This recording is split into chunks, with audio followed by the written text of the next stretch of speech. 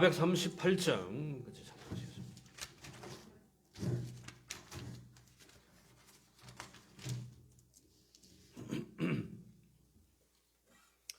자, 우리 438장 우리 한 장 하시고 같이 이제 오늘 귀한 특강, 종교개혁 기념하는 특강에 위에서 큰 은혜 받게 해달라고 같이 기도하는 시간을 갖겠습니다.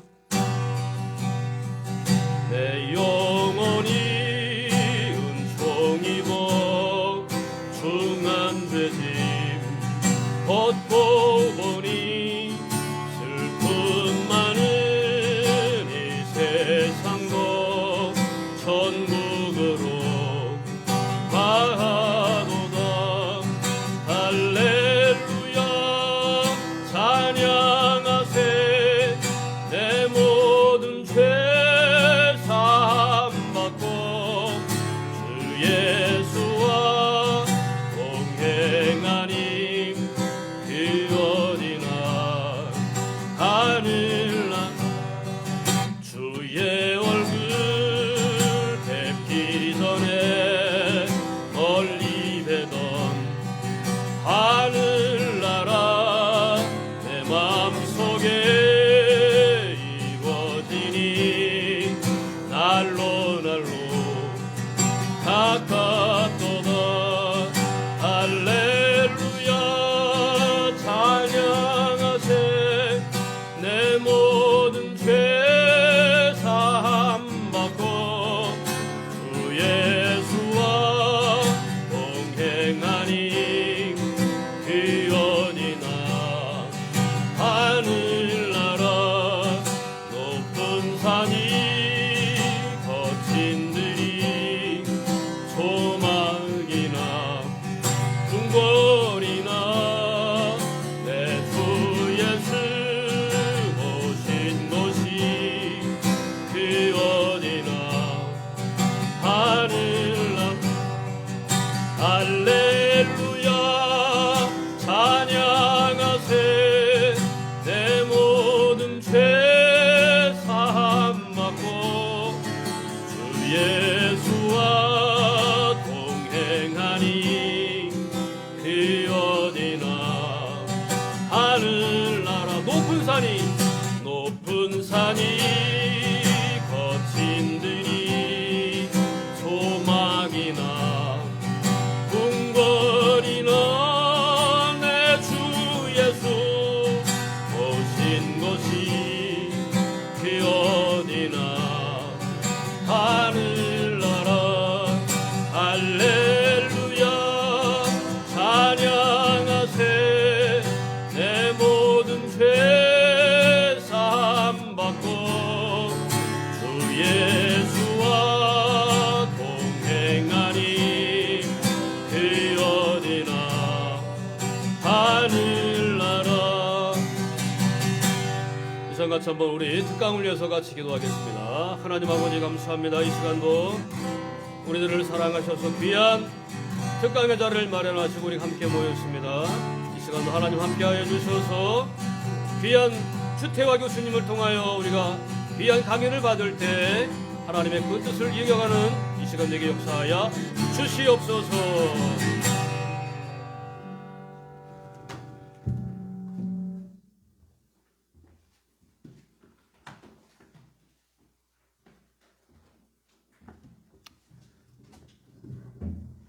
오늘 박인재 기자님만 오신 거죠?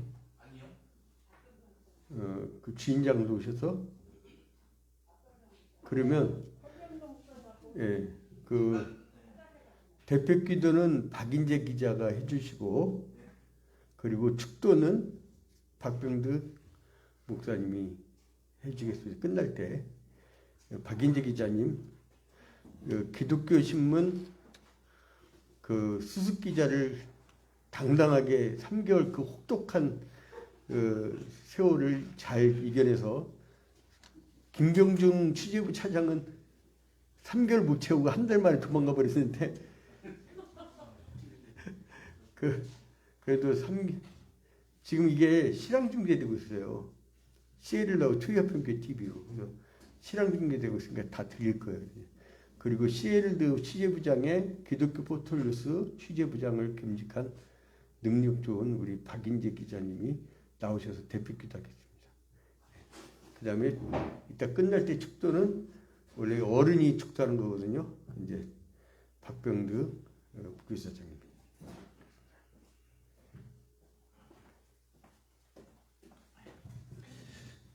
일하겠습니다. 사랑의 아버지 하나님 감사를 드립니다. 귀하고 복된 주님의 날에 원근각체에서 각자의 교회에서 거룩한 주의를 지키고 또 이렇게 오후에 함께 모여서 또 귀한 은혜의 시간을 나눌 수 있도록 인도하여 주시니 감사를 드립니다. 아버지 하나님, 지난 505년 전에 하나님께서 세우신 마르틴 루터를 통하여서 올바른 구원의 확신과 또 구원의 은총을 정말 목숨을 걸고 선포했던 그 신앙의 유산을 우리가 기억하면서 종교개혁 505주년 주일로 오늘 이렇게 지키고 있습니다. 아버지 하나님, 하나님께서 저희들에게도 용기를 주시고 또 저희들에게 믿음을 주셔서 신앙의 선배들의 그 마음을 본받아 우리도 믿음을 지켜나가며 오직 의인은 믿음으로 말미암아 살리라라는 그 말씀 따라서 우리가 그 믿음을 지켜나가며 하나님 나라에 갈 때까지, 우리의 생명이 끝날 때까지 믿음을 지키고 하나님께서 세우신 이 아름다운 이 지구와 또 하나님의 나라를 이끌어 나가는 저희들 될 수 있도록 인도하여 주옵소서. 시대가 너무 어수선하고 혼란스럽습니다. 아버지 하나님, 어젯밤에 정말로 너무나 안타까운 일이 일어났습니다. 아버지 하나님, 희생자들의 그 희생자들로 인해서 남겨진 유가족들, 황당하고 또 어이가 없어서 눈물조차 나오지 않을 그런 상황이지만 주님, 이들을 위로하여 주시고 성령 아버지 하나님께서 함께하여 주시옵소서. 아버지 하나님, 영적으로 많이 혼탁하고 또 어수선하고 또 우리들조차, 우리 믿는 사람들조차 영적 분별력이 희미해진 이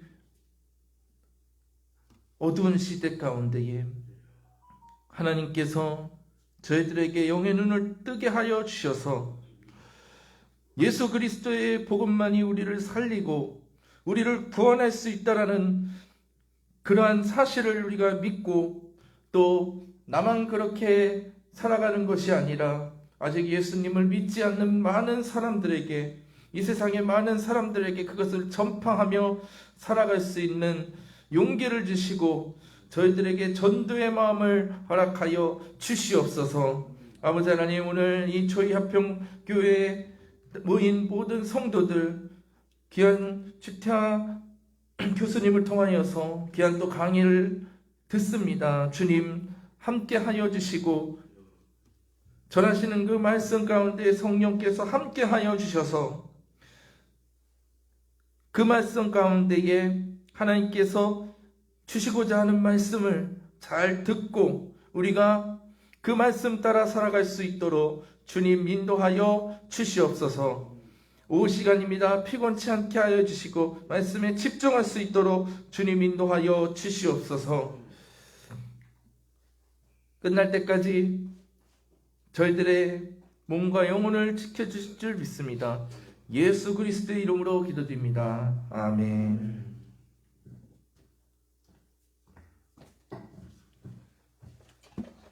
이제 곧바로 그 주태 교수님이 나오셔서 그 종교개혁과 오늘의 한국교회에 대해서 신앙 특강을 주시겠는데, 우리 주태 박사님은 당구대학교 국문학과를 졸업한 뒤에 뮌헨대학교 뮌헨 유니버시티트 뮌헨 제가 숭실대 철학과에서 박사과정 마칠 때 제육을 독일어로 했어요. 그래서 조금 알아요. 독일 문예학과 기독교 문학, 철학, 사회학으로 석사학위를 받으셨고 아우스부르크 유니버시티, 그러니까 아우스부르크 대학교에서 독일 문예학과 신학으로 철학 박사학위를 받으셨습니다. 그리고 이제 안양대학교 기독교 문학과 교수로 재직하시다가 얼마 전에 은퇴를 하셨습니다. 은퇴해서 시간이 남아서 이렇게 오셨던 거지 현직일 때는 모시지도 못해요.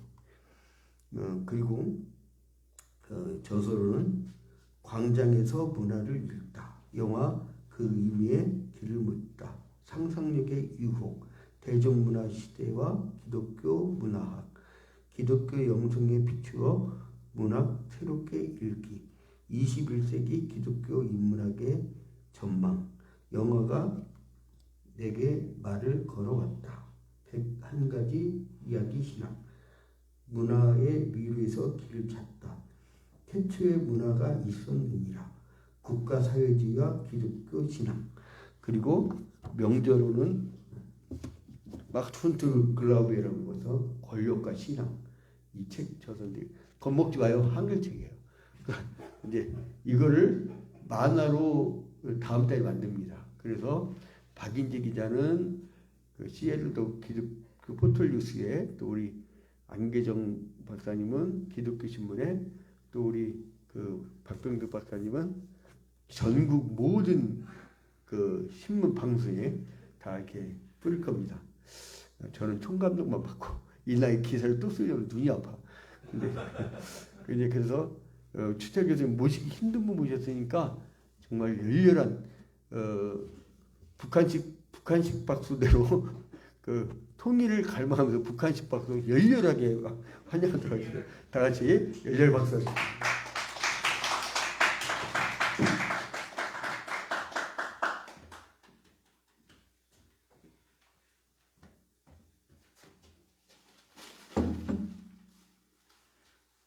마스크 벗어도 되는 거죠? 예? 예. 큰 마이크로요? 감사합니다. 네,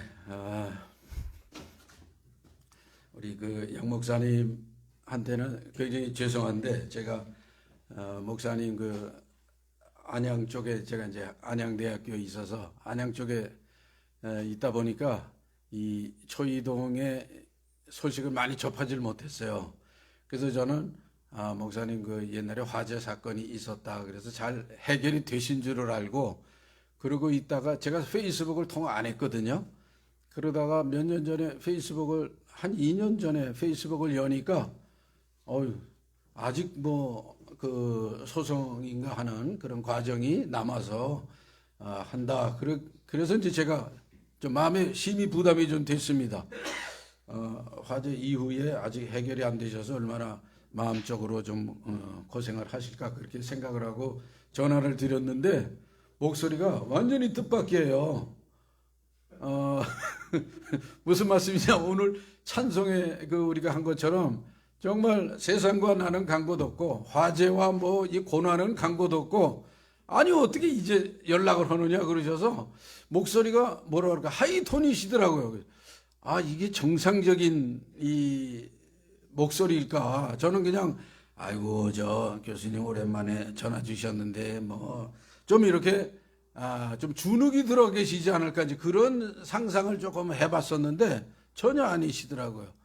그래서 다시 이렇게 교제가 사실은 끊어졌던 건 아니고 좀 소원하고, 저도 학교 문제 관련해 가지고 학교에서 시위를 많이 하는 통에 그러다가 이제 목사님하고 연결이 돼서 이렇게 오게 됐습니다. 근데 목사님은 굉장히 뭐라 그럴까 여러 가지 흔히 군대식으로 얘기하자면 비대칭 전략이 굉장히 강하신 것 같아요. 그러니까 상상을 할 수가 없어요. 저희와 같이 그런 어떤 뭐라 그럴까 그냥 고정적인 사고관념 속에서 이렇게 살아왔던 사람에게는 정말 죄송한 말씀인데 목사님은 정말 비대칭 전략이에요.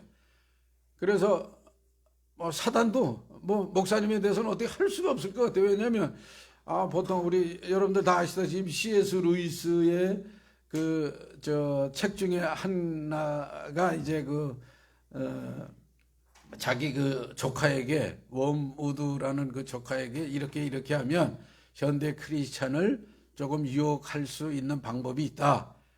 그렇게 해가지고 쓴 그 책이 있는데 거기 보면 한 20가지 정도의 그 일반 성도들을 미혹에 빠뜨리는 방법들이 있거든요.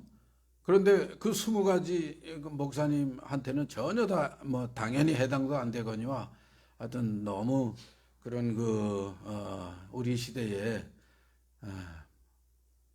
때로는 돈키호테 같기도 하시고 또 정말 바울 사도 같기도 하시고 예측 불허에 저는. 그래서 오늘 같은 경우도 제가 조금 말씀이 서두가 길어졌습니다만 저보고 처음에 설교를 해달라 그렇게 말씀하셨는데 그 또 뜬 걸 보니까 페이스북에 뜬 걸 보니까 시민 강좌 그렇게 돼 있고요.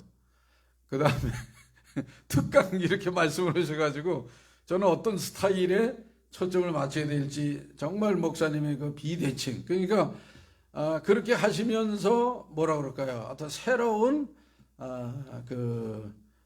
하나의 방법들 또는 이 길을 찾아가시는 그러면서도 굉장히 또 전공법적으로 교회의 프로그램들이나 이런 걸 보면 또 그러세요. 그래서 제가 공부를 앞으로 더 많이 해야 될 그런 목사님과 또 교회다 이렇게 생각을 하고요. 오늘은 저한테는 굉장히 영광스러운 그런 날입니다. 왜냐하면 제가 이렇게 이제 미디어들을 쭉 보면은 종교개혁 프로그램들이 10월 들어와서 교단적으로도 좀 있었고 그렇게 하는데 제가 보니까 좀 그래도 오늘은 종교개혁 주일, 기념주일을 지킬 만한 교회들은 그냥 일반적 그 교회 달력에 의해서 설교를 하시고 본문 제목을 이렇게 뽑으신 경우들을 제가 많이 보니까 이 종교개혁이라고 하는 거는 이미 이제 오늘 기도하신 우리 새로 뽑히셨다고요? 기자님? 예. 하여튼 505주년이 올해 되잖아요. 그래 505주년을 사실은 보면은 과연 우리나라와 같이 이 개교회주의가 강한 그런 나라에서 더구나 루터교도 아니고 우리는 여러 이제 그 개신교 교단들이 다 들어와 있는 그런 상황 속에서 과연 루터 교단이 아닌데 505주년을 기념한다는 것이 무슨 의미가 있을까?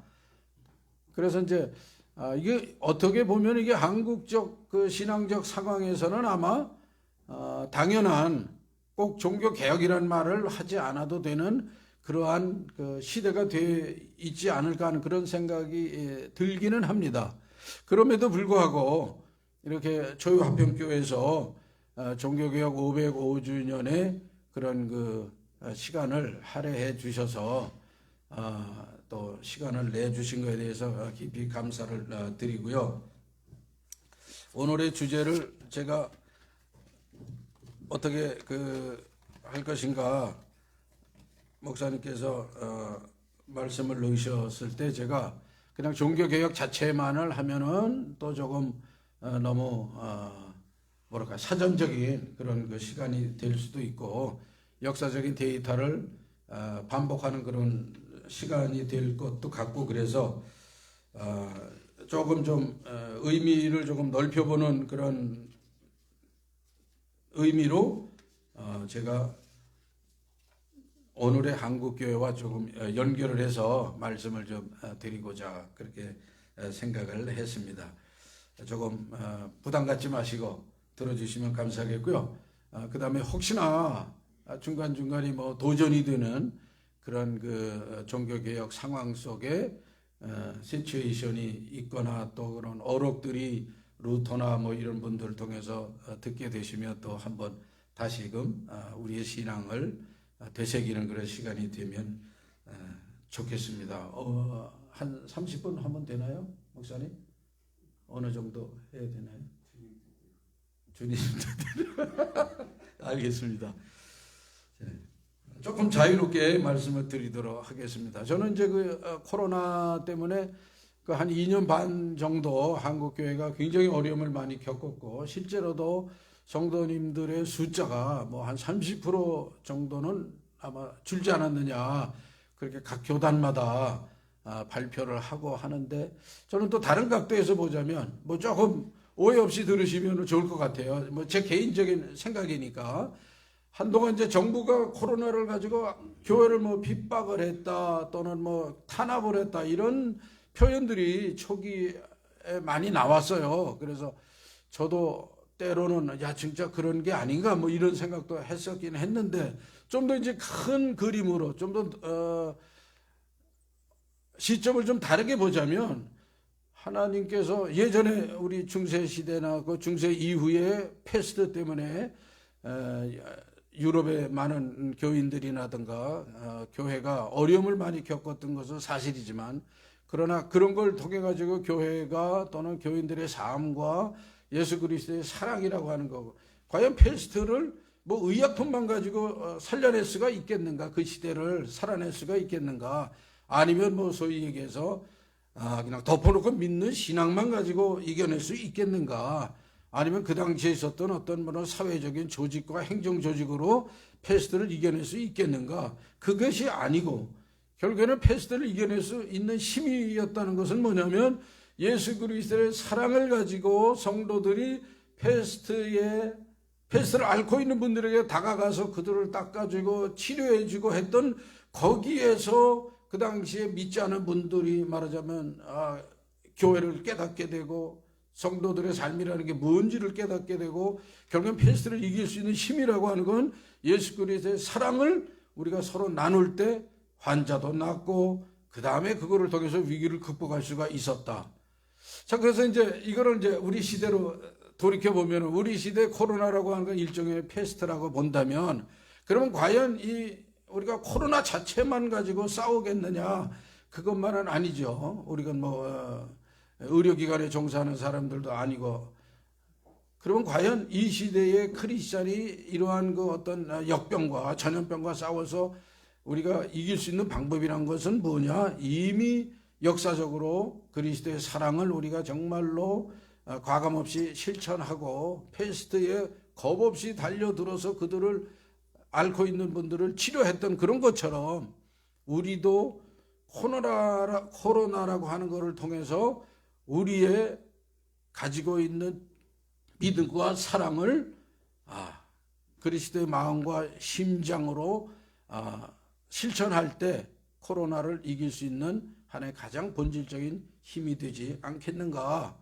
다시 말해서 우리가 코로나를 이길 수 있는 힘은 본질로 돌아가는, 기독교의 가장 본질인 예수 그리스도의 사랑, 십자가의 그 사랑을 우리가 실천할 때 가능했던 것처럼, 종교개혁이 505주년 전에 일어나서 사회 이제 소위 중세에서 르네상스를 지나고 그 다음에 인문주의라고 하는 휴머니즘이라고 하는 것을 지나면서 그때 발견했던 게 뭐냐면, 본질로 돌아가라, 아드 폰테스, 샘으로 돌아가라는, 샘으로 돌아가라. 그래서 그 당시에 많은 뭐 신학자들이, 예를 들자면 교계라든가 그 다음에 어떤 예전이라든가 그 다음에 어떤 사제들이 집전하는 그런 그 미사를 통해서 하나님의 은총을 받고 느끼고 깨닫고 살아간다라고 하는 그런 데서부터, 야 뭔가 좀 이상하다, 우리 시대가 가지고 있는 신앙생활이라고 하는 게 뭔가 좀 다른 것 같다라고 해서 돌아간 것이 뭐냐? 그게 뭐냐면 샘으로 돌아가라, 다시 말해서 본질로 돌아가라라는 거죠. 그래서 다시 성경으로 돌아갔던 운동이 벌어지기 시작을 했던 겁니다. 그러니까 종교개혁은 1517년 10월 31일로 알려져 있는 마틴 루터, 그분 직책도 많아요. 사제, 원래는 사제이셨고, 그 다음에 비텐베르크 대학의 교수이셨고, 그 다음에 이제 목사이셨고, 하여튼 저는 통칭 루터 선생이라고 칭하고 싶습니다. 존경하는 의미로. 왜냐하면 직책이 너무 많았으니까. 그래서 루터 선생께서 그 자기가 이제 사제가 되고 미사를 집전하는 가운데 내가 이제 그 로마에 한번 가가지고 믿음의 본산인 베드로 성당 이 반석 위에 교회를 세우리라고 하신 베드로 사도의 그런 그 믿음의 고백 위에 교회를 세우신 베드로 성당에 한번 가서 믿음을 한번 확인해 보겠다. 그러고 이제 소위 알프스를 넘어서 로마를 방문을 해보니 깜짝 놀란 거예요. 왜냐하면 로마에서 발견한 그 당시에 그 구교의 신앙이라고 하는 것은 뭐 형식주의, 성인 숭배, 뭐 마리아 숭배는 말할 것도 없지만은 그 뭐라 그럴까 그 유골 숭배. 그래서 뭐 성당마다 유골들 그 성인이라고 불렸던 분들의 유골을 놓고 거기에 절하고 또 그거를 인해서 소위 얘기해서 중보기도가 가능하고 이러면서 이제 루터 선생이 거기에서 본 건 뭐냐면 사제들이 재산을 모으고 그거 가지고 뭐 어마어마한 부자가 되고 그 다음에 뭐 아시다시피 교황도 사고 팔 수 있는 그러니까 성직이 매매가 되는 그런 모습을 보고 루터 선생이 깜짝 놀란 거죠. 그래서 이제 알프스를 다시 넘어 돌아와서 성경을 깊이 연구하는 가운데 고민들이 이제 풀리지를 않았던 거예요. 그 고민이 뭐냐? 그 고민의 가장 깊은 것이 과연 유한한 인간이 우리는 유한하잖아요. 정말로 유한합니다. 먹지 않으면 안 되고 잠을 자지 않으면 안 되고 예를 들면 뭐 남을 사랑하지 않으면 안 되고 뭔가 뭐라 그래요? 우리의 결핍을 채우지 않으면 안 되는 유한한 존재인데 어떻게 무한하신 하나님을 우리가 품을 수 있겠느냐? 이게 풀리지 않은 문제죠. 사실은 저는 예전에 초등부서 교사를 한 적이 있는데 초등부 애들이 그런 질문을 하더라고요. 어떻게 하나님은 아직도 안 늙어? 뭐 이런 식의 질문. 깜짝 놀래요. 신학자들은 이미 그거는 질문이 되질 않는데 뭐 예를 들면 유치원, 초등학생 아이들에게 나오는 그 질문은 정말 어떤 면에서 보면 가장 본질적인 그런 질문이에요. 하나님은 뭐 수염이 있어? 그래 하나님 할아버지처럼 수염이 있느냐 물으면 사실 그때 대답하기도 또 좀 어렵지 않습니까? 하나님이 아버지면 그러면 하나님은 지금은 할아버지 돼가지고 늙으셨겠네 뭐 이런 식의 그러면 하나님은 영이시니 하나님은 늙지 않는다 이렇게 우리가 성경 구절을 인용해서 가르쳐주기에도 때로는 좀 뭔가 먼저 믿었던 신앙인으로서 아이들에게 설득력이 좀 덜 되는 것 같은 그런 생각이죠. 자, 루터 선생이 가졌던 그런 질문이 뭐냐면 바로 그런 고민이에요. 과연 유한한 인간이 어떻게 무한하신 하나님, 천지를 창조하신 그 하나님을 품을 수 있겠는가? 그러면 그 하나님을 품기 위해서는 우리가 예를 들자면 성인을 통해서 기도를 하고 성인의 유골을 뭐 만져보고 여러분들 보시면은 그 이태리 가시면 지금도 그런 성당이 있어요. 무릎으로 이렇게 성당의 중앙 계단 2층을 무릎으로 이렇게 이제 기어 올라가요. 왜냐하면 거긴 거룩한 그 계단은 예수님께서 빌라도 법정에서 심판을 받으시고 내려오신 계단이니까 이건 거룩한 계단이야. 그거를 로마로 이제 뭐 옮겼다는 그런 전승에 의해서 거기 그 교회를 가면 무릎으로 그걸 올라가게 돼 있어요. 그러면 무릎으로 그 계단을 올라갈 때 구원받았던 기쁨이 생기는 그 구원은 정말 옳은 구원이고 바른 구원인가? 성경이 말씀하시는 바른 구원인가? 유한한 인간이 어떻게 무한하신 하나님을 품을 수가 있겠는가라는 거죠. 그런 어떤 뭔가 말하자면 이 형식적인 그러죠. 십자가 앞에서 뭐 성호를 걷는다든가 과연 그거 가지고 구원이 가능한가?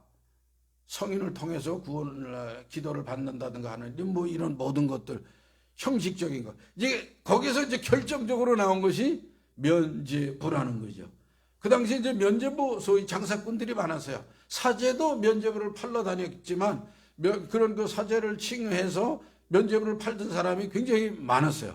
그래서 이제 이 사람들이 로마로 알프스를 넘어서 북쪽으로 오면서 곳곳마다 다니면서 면죄부를 사라. 이 면죄부를 사면 여러분들 친척이나 저기 이웃들이 이걸 사는 순간 여러분의 동전이 떨어지는 순간 연옥에 있다가 천국에 갈 것이다. 그러니까 사람들이 감정에 호소하는 거죠. 우리 이웃이 이제 우리 친척이 믿지 않는데 과연 그거라도 해야 되지 않는가라는 그런 그 생각들.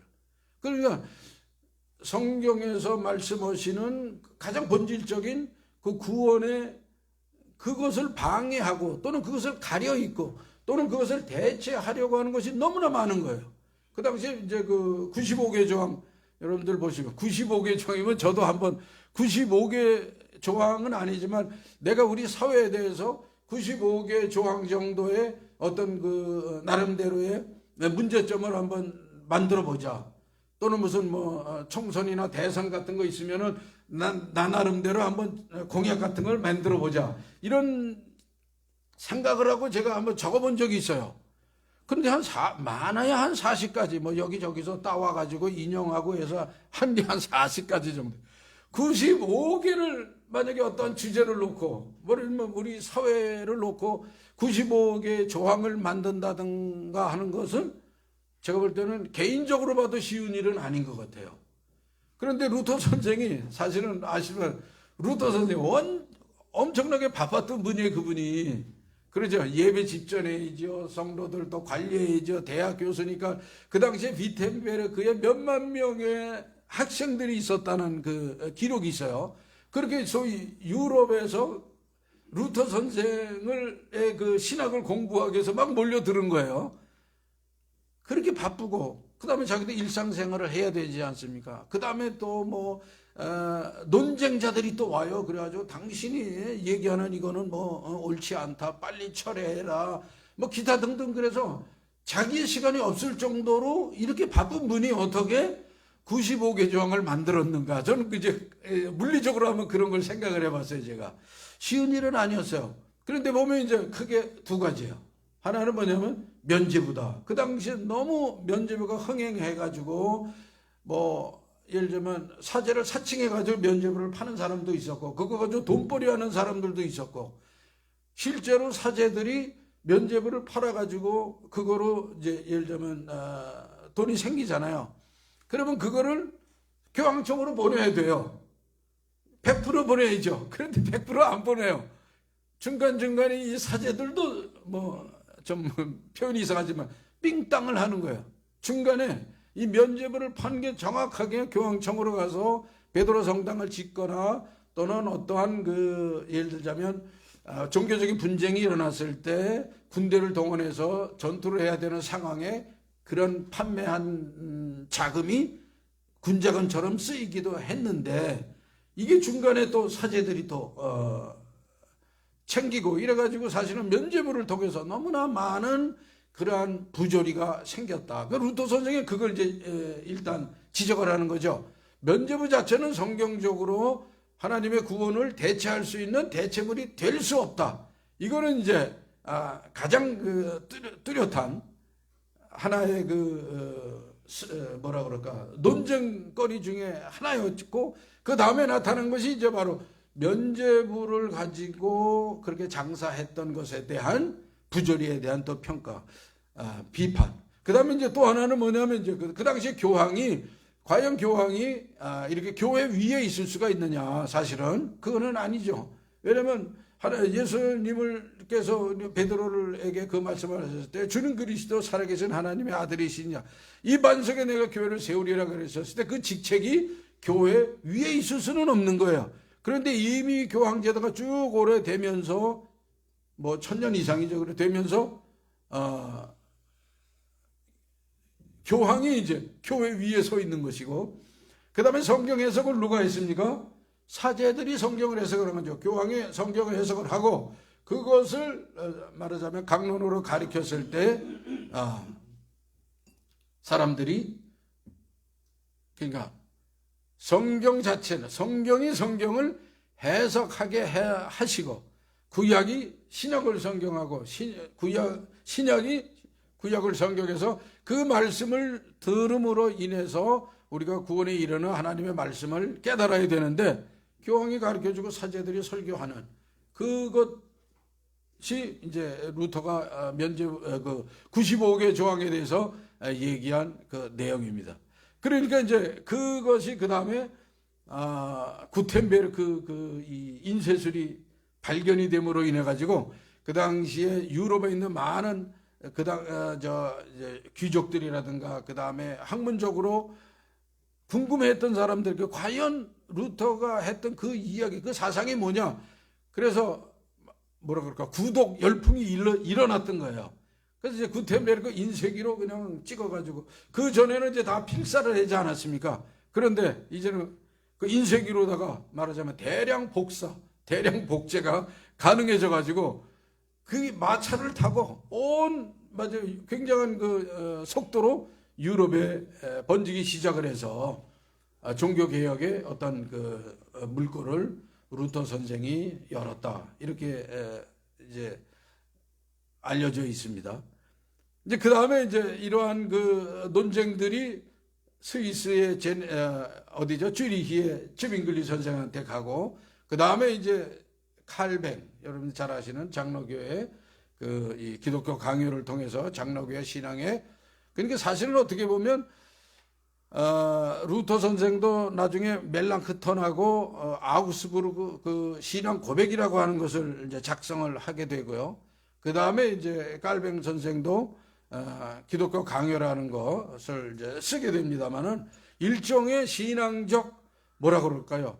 투쟁서다 이렇게 볼 수가 있겠습니다. 신앙적 투쟁. 왜냐하면 너희들이 얘기하는 그런 것들 신앙 그 다음에 너희들이 지금까지의 신앙에 대해서 의심을 품고 새로운 뭐 학설이다 논쟁거리라고 하는 그 얘기들은 그건 맞는 게 아니다. 그래서 말하자면 이단 취급을 받은 거죠.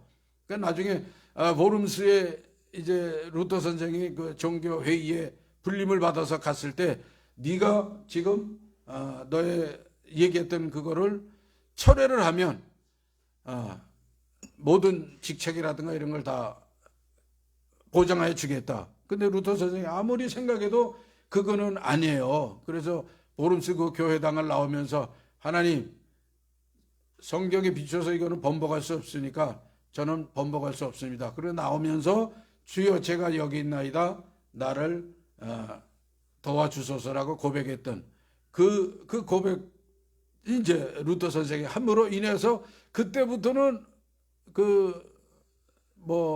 논문이죠. 논쟁하고 했던 그런 모든 책에 의해서 그 사상에 의해서 루터 선생이 이제 누가 루터를 죽여도 그 살인죄를 묻지 않는 그러한 파문을 당하게 되는 거죠.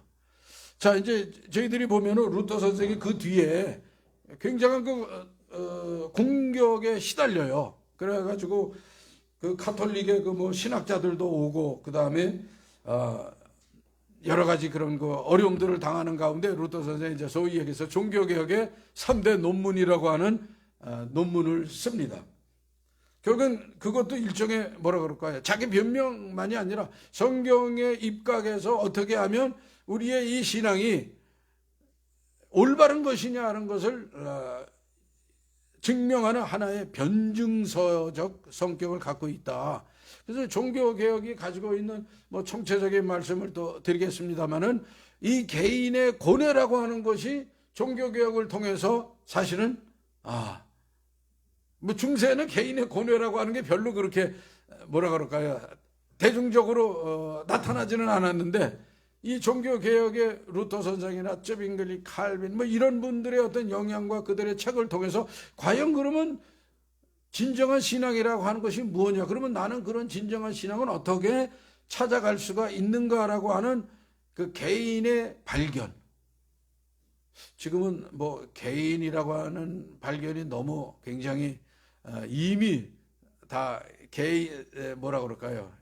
개인주의가 만연된 그런 사회가 오히려 개인주의가 지금은 또 문제다 그렇게 한 시대이지만 그러나 그때는 개인이라고 하는 게 없었어요.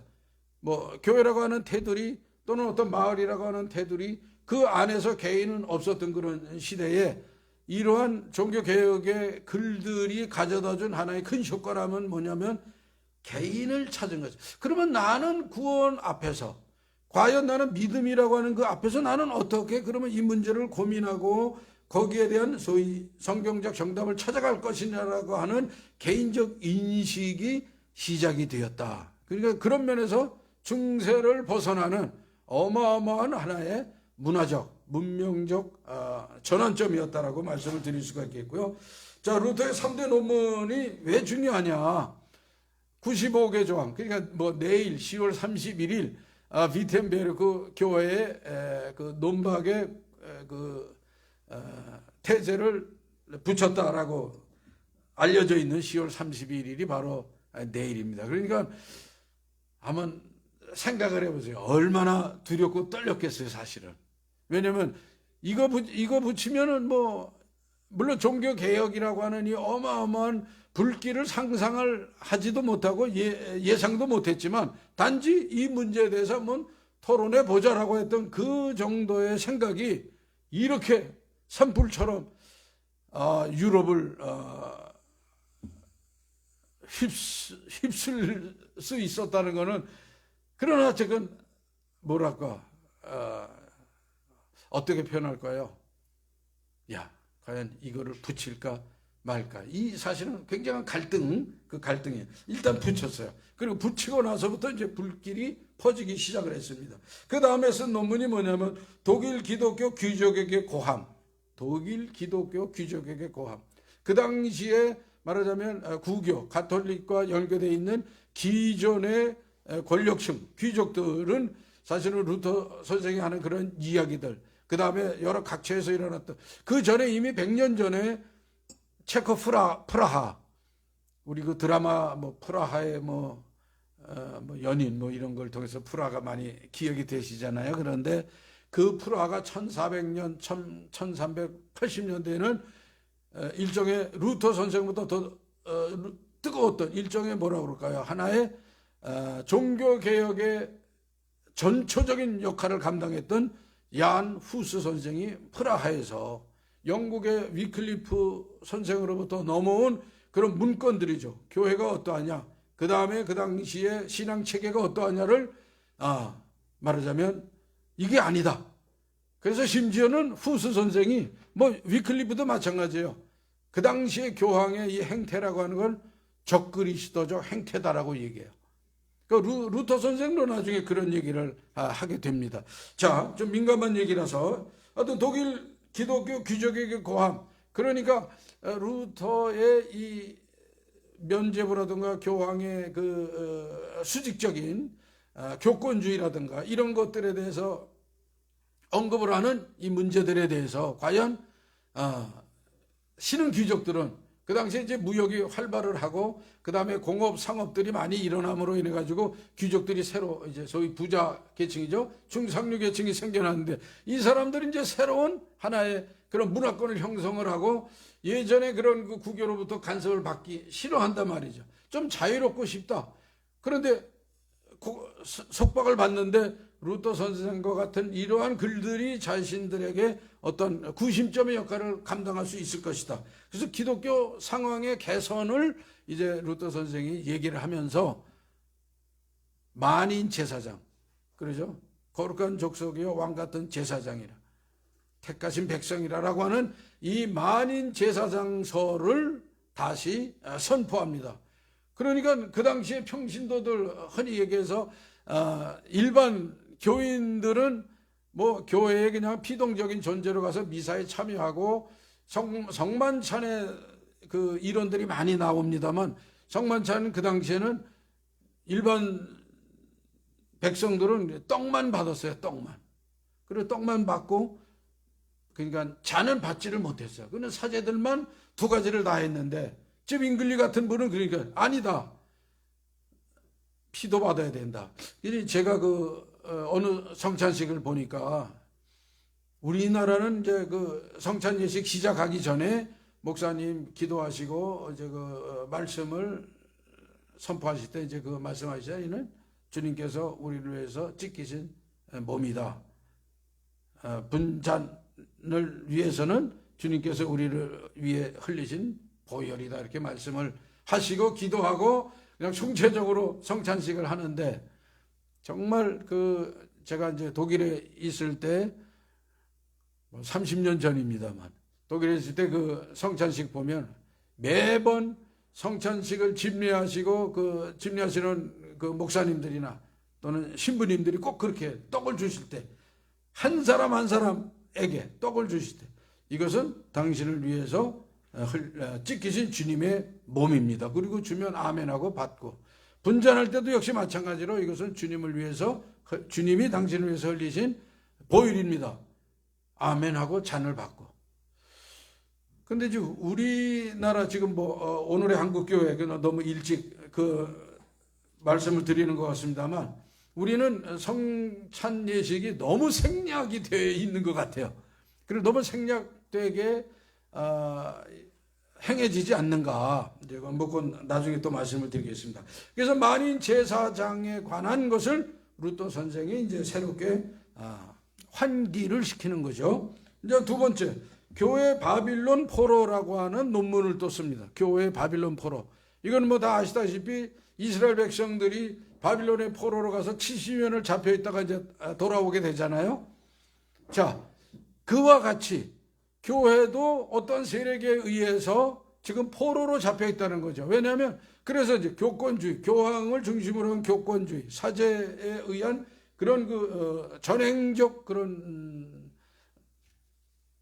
조직체와 같은 그런 교권주의, 그 다음에 일반 성도들이 접근할 수 없는 성경. 그래서 그게 아니다. 그래서 교회는 지금 뭡니까? 그런 어떤 권력에 의해서 갇혀 있다. 바빌론 포로. 어떤 번역은 바빌론 유수라고 번역을 하기도 합니다. 그런데 어떤 교회는 지금 뜻하지 아니하게 그런 세력에 의해서 지금 말하자면 포로가 돼 있다는 얘기죠. 그래서 아까도 말씀드렸더니 성경 위에 교황이 있고 교회 위에 그런 사제들이 있어가지고 모든 권리들을 권력화시켜서 교회가 말하자면 하나의 정치 세력화되고, 아시다시피 교황이 3명인 경우도 있었어요. 원래 교황이 1명으로 쭉 내려오다가 권력 투쟁이 일어나가지고 둘이 되고, 야, 이 둘 다 안 돼, 새롭게 교황을 뽑자 그래가지고 교황이 셋인 적도 있었고, 아무튼 교황 제도의 나중에는 아주 문란하게 이루 말할 수 없는 그런 모습들을 보면서 이제 루터 선생이 바로 로마서 1장 17절, 오늘의 본문이죠. 그런즉 의인은 무엇으로 말미암아 살리라? 믿음으로 말미암아 살리라니. 아까 루터 선생의 고민, 그거를 또 다르게 표현을 하자면 어떤 표현이냐면, 과연 죄인된 인간이 어떻게 거룩한 하나님을 품을 수 있겠는가? 그 전에 질문이죠. 과연 유한한 인간이 어떻게 무한하신 세상을, 이 온 우주 만물을 창조하신 하나님을 품을 수가 있겠느냐는 얘기예요. 그 푸실 수가 있으시겠어요? 만약에 그런 질문을 누구에게 받으신다면? 루터 선생과 같은 사람은 그런 질문을 놓고 심각하게 고민을 하고, 두 번째가 뭐냐? 그러면 이제 이게 다른 표현이죠. 과연 죄인된 인간이 어떻게 거룩하신 하나님을 품을 수가 있겠느냐? 우리가 죄인으로서 하나님을 품을 수가 없잖아요. 성경에 나타난 것처럼 죄인은 하나님 법궤만 만져도 우리가 죽습니다. 그러죠? 장막에 오는 법궤를 만졌던 우사가 목숨을 잃었어요. 그거 이상하게 우리가 해석하자면, 야, 이상하다. 왜 법궤를 그렇게 했는데 죽음에 이르느냐? 그러면서 거기서 또 이상한 해석들이 많이 나오긴 합니다. 자, 하여튼 어떻게 죄인인 인간이 거룩하신 하나님을 품을 수가 있겠는가? 품을 수가 없죠. 논리적으로. 아무리 합리적으로 생각해도 품을 수가 없어요. 그런데 이제 루터 선생이 이거를 말하자면 푸는 거예요. 고차원적 방정식을 품게 된 거예요. 그게 뭐냐? 눈이 이제 딱 뜨이는 거죠. 의인은 뭐로 말미암아 살리라? 의인은 믿음으로 말미암아 살리라. 그런즉 이 믿음은 사람에게서 난 것이 아니니 곧 하나님의 선물이라. 강한 하나님 성령의 조명이 아니면, 왜냐하면 루터 선생이 이 문장을 한두 번 읽은 분이 아니죠, 사실은. 그럼에도 불구하고 여기에 딱 성령께서 조명을 해 주시니까 그때 맞다. 이 믿음이 뭐냐? 믿음의 실체, 믿음의 핵심. 이것은 사람의 어떤 노력, 사람의 어떤 공과 그 당시에 있었던 그런 거죠. 구원을 받기 위해서는 면죄부도 사야 되고, 구원을 받기 위해서는 뭐 예를 들자면 십자가를 품어야 되고, 뭐 저도 십자가 목걸이 하고 십자가 반지도 끼고는 합니다만은, 그럼에도 불구하고 그것이 구원에 이르는 길이고 구원을 도와줄 수 있는 것이고, 그러죠. 이런 그 구원을 방해하는 요소를 구원이라고 생각하고 구원에 도움이 되는 것으로 우리가 많이 소위 챙겼다는 얘기예요. 이것이 잘못됐다. 바로 이것이 소위 1000년 이상 내려왔던 교회를 어지럽혔던 문제다. 그래서 오직 의인은 믿음으로 말미암아 살리라 라고 하는 것이. 그 다음에 이제 세 번째 논문이 있어요. 그게 뭐냐면 그리스도인의 자유. 그리스도인은 종이다 이거예요. 그리스도는 누구냐? 하나님의 종이에요. 그러나 그 종은 뭐냐면, 예를 들면 아주 뭐 자기의 의지가 없는 그런 종이 아니라 자기가 순종함으로 하나님을 영화롭게 하는 그러한 아들로서의, 그런 자녀로서의 종. 만물에 대해서는 하나님께서 어떤 직책을 주셨느냐? 만물을 다스릴 수 있는, 만물을 다스리는 그런 자유한 자로서, 그러니까 만물을 관리할 수 있는 그런 직책을 주신 거죠. 그러니까 우리는 두 가지의 직책에서, 하나님에 대해서, 자연에 대해서 우리는 두 가지 직책을 하나님이 주셨다. 이제 그거를 통해 가지고 나온 게 뭐냐면 바로 그리스도인의 자유다. 이 종교 개혁을 통해서 새롭게 등장한 것이 뭐냐면, 그 당시에 신앙인들은 소위 얘기해서 자유라고 하는 것이 없었죠. 왜냐하면 항상, 그러면 하나님 앞에서의 어떤 자유 사실은 없었어요. 왜냐? 항상 두려운 하나님. 그래서 루터 선생이 얘기하는 거, 하나님은 두려움의 하나님이 아니잖아요. 하나님은 사랑의 하나님이시다. 그러니까 왜 우리가 그렇게 매일 두려워서 덜덜덜 떨고. 근데 사실은 그거 보면 지금도 그런 어떤 신앙의 감성은 있는 것 같아요. 신앙의 감성. 다시 말해서 어떤 분은 항상 기뻐하라. 쉬쉬멀기도 범사감사. 항상 기뻐해야 되는데 그 기쁨이 잠시야. 그 다음에는 뭐냐면 두려움이 있어요. 두려움이. 그래서 야, 이거 하면 또 뭐 심판받지 않을까? 이렇게 하면 하나님 앞에 말하자면 책망받지 않을까? 이렇게 하면 어떻게 되지 않을까라고 하는 부자유함이 신앙생활을 통해서 생긴다는 거죠. 근데 사실은 루터 선생이 그리스도인의 자유를 통해서 우리는 하나님의 자녀로서의 자유, 그 다음에 만물을 다스릴 수 있는 자의 자유, 그 자유를 우리에게 알게 하셨다. 바로 굉장히 중요한 의미라고 생각을 합니다. 그래서 이제 종교개혁의 이 뭐 5대 강령, 그렇게 여러분들은 아시다시피 솔라 피데, 오직 믿음으로. 그럼 과연 구원은 어떻게 이루고 구원은 어떻게 우리가 받느냐? 예수 그리스도를 믿음으로. 그 믿음, 오직 의는 믿음으로 말미암아 살리라라고 하는 거예요. 그러면 이 믿음은 어떻게 오느냐? 내가 노력해서, 내가 뭐 예를 들면 흔히 얘기해서 뭐 돌을 닦듯이 내공이 쌓여가지고 이렇게 해서 믿음이 생기느냐? 그거 아니죠. 사실 공로주의 전혀 관계가 없는 거예요. 이 의에 이르는 믿음은 하나님의 은혜로. 그래서 솔라 그라티아라는 이제 그 개념이 생겼어요. 솔라 그라티아. 그 다음에 이제 이러한 것은 어떻게 인식에 도달할 수 있느냐? 하나님의 말씀이죠. 그 말씀의 성령의 조명함에 이르면 우리가 깨닫게 돼요. 사실은 말씀을 아무리 봐도 우리가 뭐 지금 우리 이 시대에 말씀에 이르는 방법이 엄청나게 많이 있지 않습니까? 앱에 다 깔려 있고, 요즘에도 입체 성경, 그래 뭐 여러 성우들이 녹음한 그런 드라마 성경도 있고, 굉장히 다양한 성경이 많아요.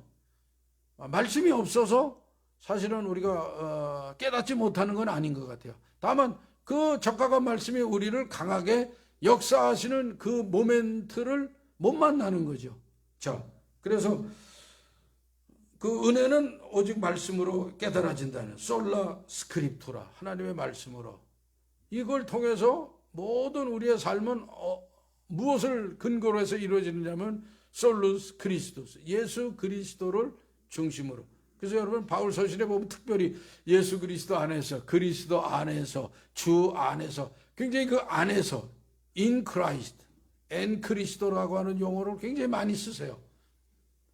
이거를 이제 새롭게 발견하게 되는 거죠. 발견. 그러니까 종교개혁은 어떻게 보면은 사실은 뭐 루터, 츠빙글리, 칼빈 그 외에도 많은 분들이 계셨지만, 개혁을 주장하고 그 당시에 잘못되어 있는 어떤 교계의 습관이라든가 신앙의 전통들을 비판하고 비평했던 분들이 계셨지만, 사실은 하나님의 역사가 아닌가. 분명히 종교개혁은 성경을 통해서, 성경의 말씀이 그 말씀을 연구하고 읽는, 그리고 말씀을 듣는 그 청중, 회중들에게 새롭게 이해가 되도록 하나님께서 역사하셨을 때 이루어졌던 그런 역사적 사건이 종교개혁이 아닌가, 이렇게 생각을 하면서, 이제 500년 전에 있었던 이러한 그 뭐 어떻게 보면 쾌쾌묵은 얘기죠. 사실은 성경이 정경화된 것도 뭐 2000년 가까이 된 그런 일입니다만은, 말씀 늘상 새롭잖아요. 새로우시잖아요. 말씀을 만날 때마다. 그런 것처럼 종교개혁 505주년이 됐어요. 우리 뭐 증조 고조 할아버지 뭐 남기신 어록 기록하시는 분 계실까 모르겠어요. 별로 없으실 것 같아요. 고조 할아버지가 남기신 우리 집안의 가훈이니라. 뭐 저희 집안도 그런 말씀 없거든요. 500년이나 됐어요. 더구나 뭐 우리의 문화권과 전혀 다른 그런 그 유럽에서 일어났던 종교개혁. 그리고 우리는 지금 복음 받은 지 150년 됐잖아요. 근데 사실은 유럽도 보면은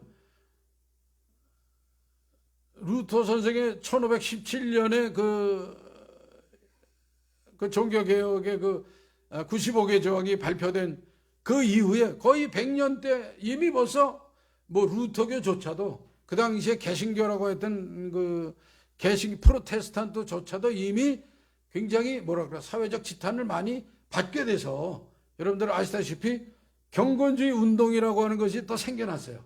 왜냐하면 너무 교권화돼 버렸어요. 조직화되고, 마치 그 구교를 비판했던 그런 사람들이 가지고 있었던 그런 그 신앙의 전통이 한 100년 뒤에 벌써 이미 비슷해져 버린 거예요. 그런 것을 우리 한국 교회, 우리 지금 선교 역사가 한 150년 되잖아요. 근데 그쯤 돼서, 종교개혁이 일어나고 한 100년쯤 돼서 유럽 교회도 그런 지탄을 받았거니와, 우리도 지금 선교사님 오신 지 한 150년, 말씀을 본격적으로 받기 시작한 때 한 150년쯤 되니까 비슷한 현상이 생겨나고 있다. 자, 그렇다면 지금 이런 그 한국 교회가 가지고 있는 여러 문제점들이 뭐 일일이 제가 말씀을 안 드려도 다 아시는 내용이에요. 그러면 어떻게 우리는 돌아가야 될 것인가? 교회는 지금 어떻게 보면은 굉장히 뭐 자본 굉장히 필요하죠. 그 다음에 자본주의적인 그런 그 삶의 모습도 사실 우리 삶 속에 들어 있어요. 교회도 때로는 어떤 자본주의 한 시스템처럼 움직이는 면이 없지 않아 있다. 그러면 과연 이걸 어떻게 우리는 극복을 할 수가 있겠는가? 하나 보자면, 그런 때 그 교회에 있는 성도들이 지금 무한 경쟁에 같이 피해를 받고 있는, 무한 경쟁에, 우리 성도들도 무한 경쟁에. 그래서 우리 입버릇처럼 말씀을 외웁니다. 수고하고 무거운 짐진 자들아 다 내게로 오라. 그렇게 하지만 때로는 그 말씀이 별로 그렇게 또 사회에 나가면 또다시 경쟁을 해야 되는, 그래서 이것이 계속 반복이 되다 보니까 교인들 안에서도 말하자면 권태감이 생긴 것 같아요. 그래서 제가 한 가지 사례를 들어보면 그러니까 2차 세계대전 끝나고 나서 사무엘 베케트라고 하는 사람이 고도를 기다리며라고 하는 작품을 썼습니다. 그래서 이것이 이제 드라마화되고 나중에 노벨 문학상까지 받게 됐어요. 이 고도를 기다리며가 가지고 있는 그 1950, 60년대의 그 뭐랄까요, 영적인 상황을 보면 사람들이 뭐라 그럴까, 아니 예전에 그러죠. 이미 뭐 성경에도 주님께서 곧 오신다고 했는데 주님이 더디 오신 것과 같이 그렇게 하지 말고 깨어 있어라라고 하신 말씀과 같이 이미 이제 거의 한 2000년 지나니까 유럽의 크리스천들이 권태감에 빠진 거예요. 아니 뭐 예수님 뭐 빨리 오시지도 않고 뭐 종말이라는데 뭐 지금이 종말인지 이미 종말의 끝인 것 같은데 이거 그러니까 어떤 시점에 나와 있는지 알 수가 없다라는 거죠. 이 고도를 기다리며 작품을 통해서 지금 우리 한국의 모습으로 비춰보자면 한국의 성도들도 때로는 그런 권태감 속에 들어있는 것은 아니지 않는가. 그래서 사실은 이 신앙적인 그 권태감, 영적 감각에 무뎌진 이런 그 상태 속에 한국에 말하자면 교회의 침체가 들어있지 않은가 이런 생각을 해봅니다.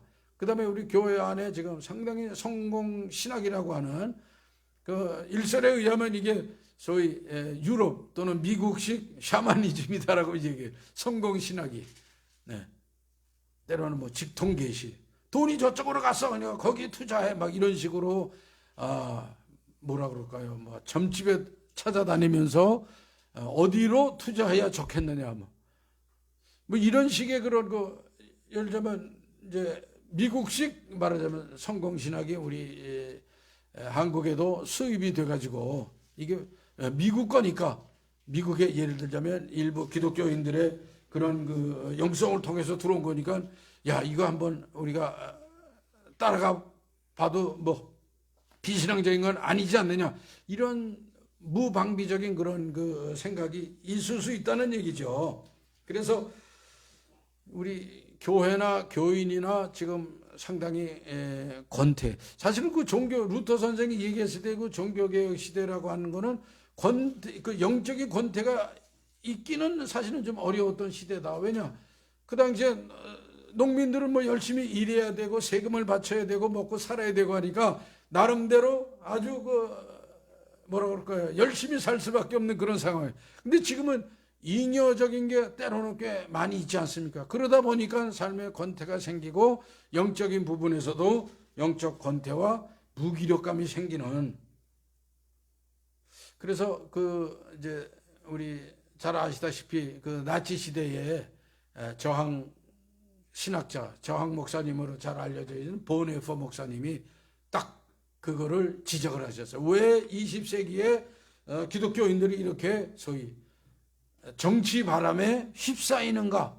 그 뭐냐면 값싼 은혜에 지금 물들었기 때문이다. 은혜가 값쌀 수는 없어요. 종교개혁의 얘기 솔라그라티아. 하나님의 은혜는 왜냐? 하나님께서는 엄청나게 귀중한 분이시고 소중한 분이시고 거룩한 분이시기 때문에 그분이 베푸시는 은혜는 값쌀 수가 없다. 그리고 더구나 예수 그리스도를 통해서 주신 그 은혜가 어떻게 값쌀 수가 있느냐라고 했는데 왜 사람들이 그 정치 바람에 놀아나가지고 말하자면 히틀러와 나치당을 추종해주고 결국에는 히틀러가 독일의 수상에까지 갈 수 있는 그 길을 왜 마련해 줬느냐? 그 당시에 신앙인들이 값싼 은혜, 하나님의 은혜, 그래서 그거를 통해서 시대를 볼 수 있는 분별력을 상실했기 때문이다라고 평가를 하고 있습니다. 우리 시대에도 그런 면에서 보면은 사실은 기독교인들이 항상 그 말씀을 많이 접하고 예수님의 그 구원의 은혜에 대해서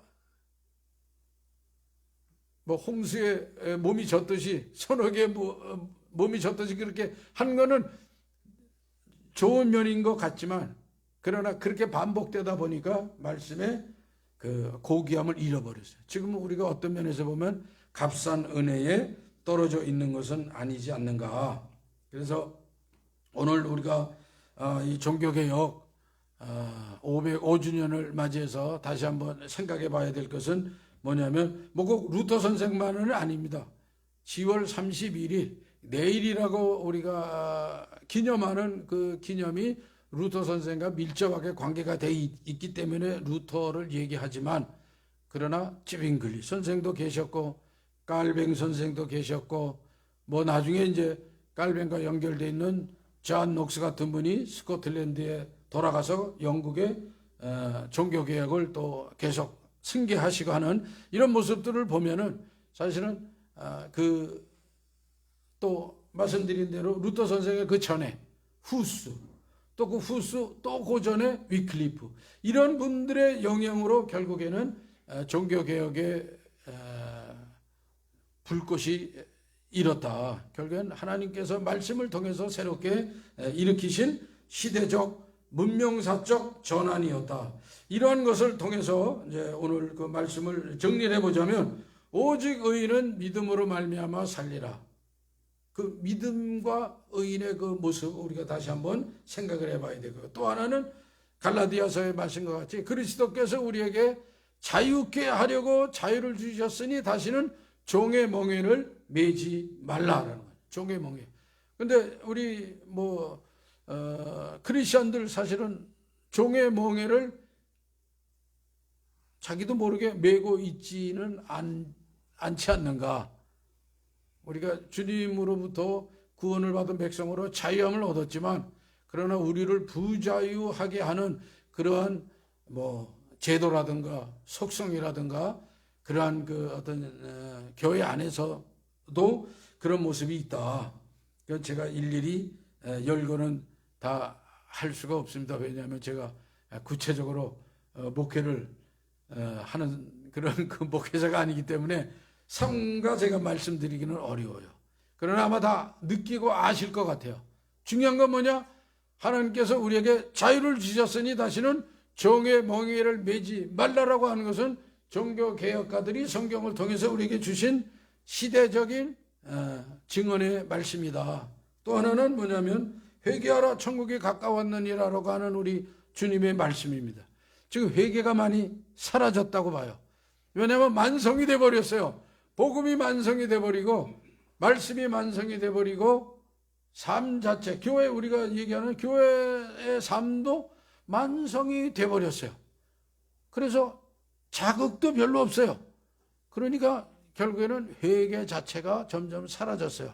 그래서 우리가 교회 어떤 교단적인, 흔히 이제 교단적인 그런, 얼마 전에 총회들이 다 끝났습니다만 각 교단들이 공통적으로 해야 될 일은 뭐냐? 주님이 지금도 외치시는 그 말씀이에요. 회개하라 천국이 가까웠느니라. 근데 이제는 회개를 별로 말씀을 안 하시는 것 같아요. 죄사함에 대해서 별로 얘기를 안 하시는 것 같아요. 왜? 그건 이미 다 수준이 높아져서 그러니까 죄도 안 짓거니와 그 다음에 회개할 것도 별로 없어요. 그거는 아니다. 근데 종교개혁을 통해서 우리가 새롭게 느끼고 새롭게 하나님의 말씀으로 받아들여야 되는 것은, 회개라고 하는 것은 항상 어제만 회개하고 그저께만 회개하고 과거에 회개해서 우리가 구원받은 그거로 끝나는 것이 아니라 우리의 일상적인 모든 하나님 앞에서의 흠과 티와 죄와 실수와 범죄함들에 대해서, 요즘처럼 얘기하자면 불의에 대해서, 그리고 나의 정의에 대해서 용감하지 못한 것에 대해서, 아까 목사님 그 권력과 신앙 책을 소개해 주셨는데, 그 나치 시대에 그렇게 나치를 옹호해주고 못된 정권을 옹호해줬던 그런 교계가 2차 세계대전 끝나고 나서 슈투트가르트, 다름슈타트라고 하는 신앙 고백을 공식적으로 했습니다.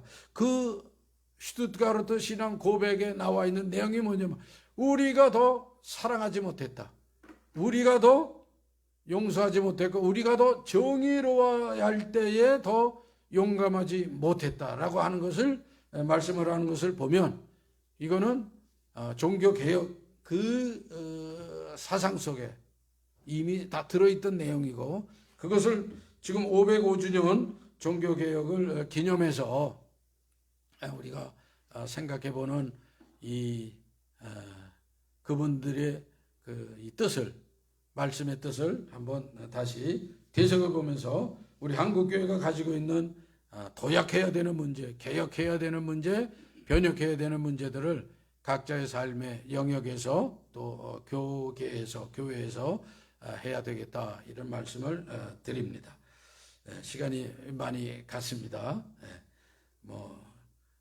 종교개혁에 관해서 드릴 말씀은 사실은 많고, 어느 각도에서 접근을 하느냐에 따라서 우리가 우리 시대에 교훈으로 삼아야 될 것이 많이 있습니다.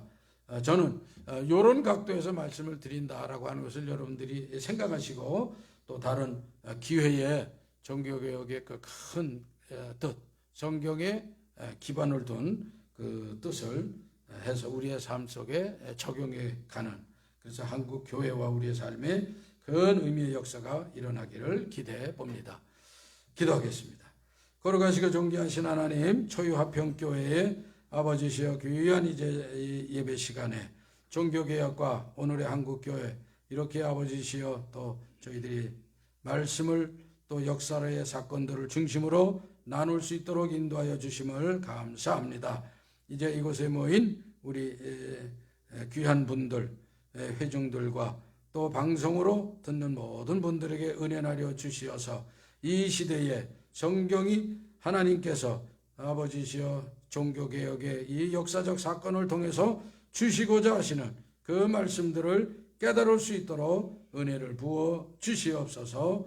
아버지, 특별히 저희 화평교회 그리고 목사님 또 그리고 성도님들 가지고 계신 기도의 제목 기억해 주시고 하나님의 영광 돌려드리는 귀한 아버지 응답으로 함께해 주실 줄 믿사오며 크게 위로의 영으로 함께해 주실 줄 믿습니다. 거룩하신 우리 주 예수님 이름으로 기도합니다. 아멘.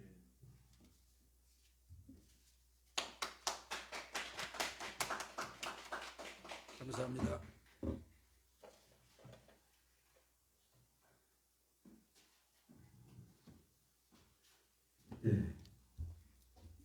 천민 자본주의 성공신학에 의해서 정치바람이 불어서 타락해진